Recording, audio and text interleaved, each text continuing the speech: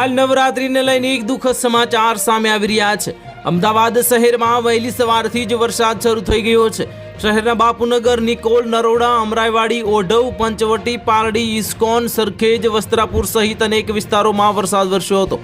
આજે ગુજરાતમાં કચ્છ અને ઉત્તર ગુજરાતના જિલ્લાઓ બાદ કરતા સમગ્ર રાજ્યમાં હળવાથી મધ્યમ વરસાદની આગાહીની હવામાન વિભાગ દ્વારા કરવામાં આવી રહી છે।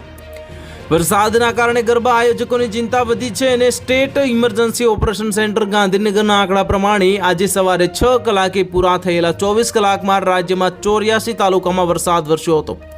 રાજ્યમાં છેલ્લા 24 કલાકમાં 2 તાલુકામાં 3 ઇંચથી વધારે, 2 તાલુકામાં 2 ઇંચથી વધારે અને 12 તાલુકામાં 1 ઇંચથી વધારે વરસાદ પડ્યો હતો। 68 તાલુકામાં 1 ઇંચથી ઓછો વરસાદ પડ્યો હતો અને હવામાન વિભાગ દ્વારા આજથી 25 સપ્ટેમ્બર સુધી રાજ્યમાં હળવાથી મધ્યમ વરસાદની આગાહી કરવામાં આવી છે, જેમાં ખાસ કરીને ઉત્તર ગુજરાત અને કચ્છને બાદ કરતા સમગ્ર રાજ્યમાં હળવો વરસાદ થઈ શકે છે। કચ્છ, બનાસકાંઠા, પાટણ અને મહેસાણામાં જ વરસાદની શક્યતા નહીવત જોવા મળે છે। ડીસા અને કચ્છના કેટલાક ભાગોમાંથી ચોમાસાએ વિદાય લઈ લીધી છે। આગામી 4 દિવસ ગાજવીજ સાથે 30 થી 40 કિલોમીટરની ઝડપે પવન ફૂંકાશે। અત્યારે અપર એર સર્ક્યુલેશન સક્રિય હોવાને કારણે હળવા વરસાદની આગાહી કરવામાં આવી છે। તો હાલ માટે આટલું જ। મળીશું નવી અપડેટ સાથે। જો તમને અમારા વિડીયો પસંદ આવતા હોય તો વિડીયોને લાઇક કરી દેજો, ચેનલને સબસ્ક્રાઇબ કરી બાજુમાં આવેલા બેલ આઇકનને દબાવી દો, જેથી તમને આવા સમાચારની અપડેટ મળતી રહે।